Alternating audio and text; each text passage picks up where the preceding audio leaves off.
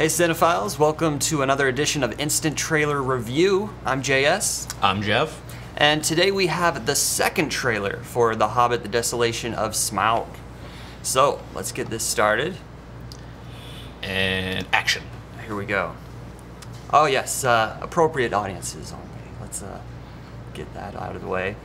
Okay, so what we are actually starting with is where the first trailer left off, if you remember. It was Bilbo entering Smaug's lair. And then Smaug kind of creeps his way around the wall of all the treasure around him. Exactly, yeah, and we got that the good old eye. We got that first good look. And here we have Bilbo, played by Martin Freeman, of course, in this Scrooge McDuck type of vault full of gold and everything. And he's essentially trying to sweet talk a dragon. Pretty much. He calls him the stupendous. Yeah. He wants to get on his good side, which of course you would. And so here we... More walking. Yeah. The trademark of the entire Lord of the Rings series. Clerks 2. Okay, so here we have Lee Pace, and he plays the Elven King. And so this is one of the big parts of this section of the book is going to be the dwarves and their encounter with the elves. And if you remember from the Lord of the Rings films, they never saw quite eye to eye, literally and figuratively. So yeah, it's going to be an interesting and fun interaction.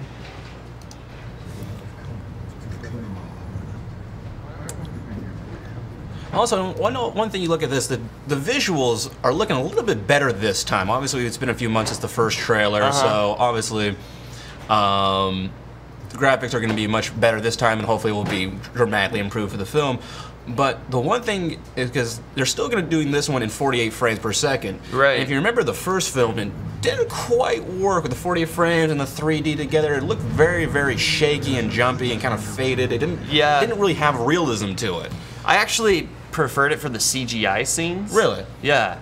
When, for example, the trolls. Remember that sequence when they were? I just thought the high frame rate worked so well on those characters. But what about the action scenes when the wizard, brown wizard, started going, like, was on his sled and going crazy? That part just looked goofy. It did. Yeah. So that's, again, with this one 48 frames, the trail looks nice because a lot of the frames are very, very slow, a lot of scenic, just kind of zooming in and slowly panning, so it looks great. But the biggest fear always is going to be the action scenes and how the 48 frames is going to work for that. So, but as of right now, this looks top quality. Yeah, it does. It looks pretty good. But I will say, The Hobbit, for whatever reason, the CGI is so much more apparent than it ever was in The Lord of the Rings for me. I don't know why. I think The Lord of the Rings had a lot more of a balance between practical. Well, yeah, because a lot of the villains were actually just guys in great costumes. Now it's all CGI, which... Yeah, I mean, even this sequence where they're running along the tree branches looks like something out of Tarzan. But it's or Indiana Jones 4. And yeah, we're seeing a lot of similar scenes from the first Hobbit trailer, but there is some new stuff. We have, obviously, Orlando Blue Eyes Legoland back, which, from understanding, he was not originally in the book. Yeah, he's not in the book. He probably would have been around, technically, because elves live a really long time. And so, yeah, why not throw him in? Because the fans love him. Yeah, well, obviously, if you look at all the trailer reactions on YouTube, it's all young girls getting crazy to see Legolas. And here we have Evangeline Lilly, who is going to be playing a romantic interest, which is, I have to say, is probably ill-fated to begin with, because she's not in any of the Lord of the Rings movies, so we kind of and she has a little moment with our supposed villain. Don't give hope, okay. Yeah. Yeah, I mean, when it's the vistas, when it's those scenic moments, I mean, that's when the series always excels. Obviously, it's practically a tour guide of New Zealand. Yeah. And, well... And let's not pass over Luke Evans here as Bard the Bowman. He's going to be one of the main characters for these last two films, especially. Coming off fresh of Fast and the Furious 6. Yeah. Oh. And Peter Jackson's favorite, spiders. Yep. More monsters. This is an interesting sequence. And that looks like those actually are guys in costumes with a fake background. So, which would be interesting. And of course we have Gandalf coming back, which is great. Yeah. Of course. And he's absent for a lot of this part of the book. And so, yeah. Also in the trailer, you don't see a lot of him. He comes in for this one little bit. You're going to see him again in a few seconds where he has a little bit with Bilbo. but he's really not a focus in this trailer at all, as opposed to last year where you see him swinging swords and killing trolls and obviously introducing Bilbo to the rest of the hobbits.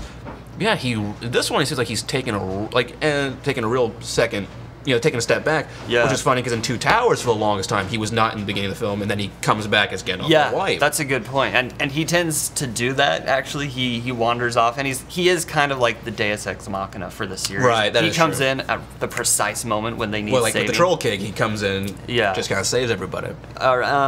But yeah, it's going to be following the first trilogy, actually, because you know how they separated, how the Fellowship split up, and then it was like going back and forth? I think we're going to get some of that. Even though the book just follows Bilbo, it never really goes off with Gandalf, but I think we're going to be exploring what he's up to, including some of the necromancer stuff that Jackson pulled in from the appendices, actually.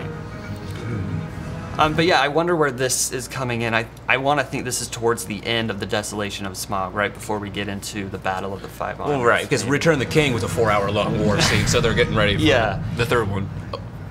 And then, of course, the Ring. Yeah. This is a nice moment because it calls back to the Fellowship of the Ring when we have an older Bilbo who's not quite ready to give it up.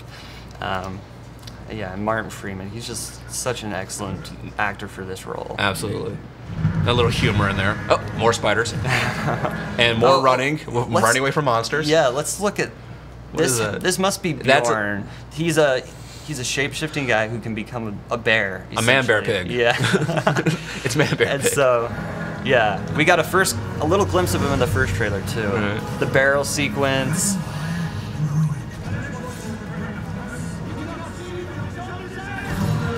Okay, so this has got to be the fight with the dragon here. I mean, we see the town getting lit on fire. We don't see the dragon in action. Of course, they're holding that to the end of the trailer to really get a good look. But the flames are burning. Yeah, there's only one place that fire is coming from, and we're about to find out where. But it looks like Thorin and Bilbo will still be at odds. Absolutely. I mean, Bilbo still has their life, but he's got a grudge, I guess. And Balin, who's like the father figure of the dwarves, and he's played by Ken Stott, I believe. And I just really love. You know what's interesting though is about he's almost like the second mentor when Gandalf's not around. Gandalf is himself, more. I guess you could say the mentor towards Frodo, but now we have sort of Bilbo's mentor. So Bilbo has like two different mentors. So when Gandalf's off doing his shindig. Yeah, he fills in there. Absolutely. He's certainly in his corner because there are a lot of confrontations with Thorin. Okay, now let's just, here we go. That, of course, is the voice of Benedict Cumberbatch. Khan. Oh, spoiler alert. Sorry. And so, yeah, he's, apparently he does the voice for Smaug and also plays the necromancer, who we might see a little more of. Okay. Yeah, he's actually has 2 credits to this film. At least he's got a sense of humor. Yeah. And so there we go, folks. It's The Hobbit, The Desolation of Smaug. Smaug, I should say. And look, there's all the different formats you can see it in come December 13th. Thoughts on the second trailer? How did it compare with the first? The visuals are looking so much better. You also are getting a lot more, you can definitely see a lot more conflict among the characters. The first one obviously was definitely more just kind of setting you up saying, oh, we're getting ready to see Smaug, and obviously just kind of reviewing from the previous film because so people catch up, because it's going to be about a year. Yeah. But this one, they're setting up the stage for a lot of internal conflict between the group, between the hobbits, and obviously the elves. So, and they're setting up saying, with villains saying, don't give them hope, and but obviously they want you to get ready for Smaug. Yeah, it's gonna be big. It's gonna be epic. And I'm gonna be there. I'm gonna see it probably in the high frame rate. Absolutely. No, I saw the first one actually in high frame rate at the Gauman's Chinese Theater. Oh, nice. And I'm gonna do it again. Awesome. Absolutely. Yeah. So you have to see this in IMAX 3D. If you're not. I don't think you're getting the experience. So yeah, December 13th, it's a little over 2 months away. And yeah, I also agree that this is a better trailer than the first one. Absolutely. And as a diehard Hobbit fan, I can't wait. Absolutely. So thanks for joining us for another Instant Trailer Review. I'm JS. I'm Jeff.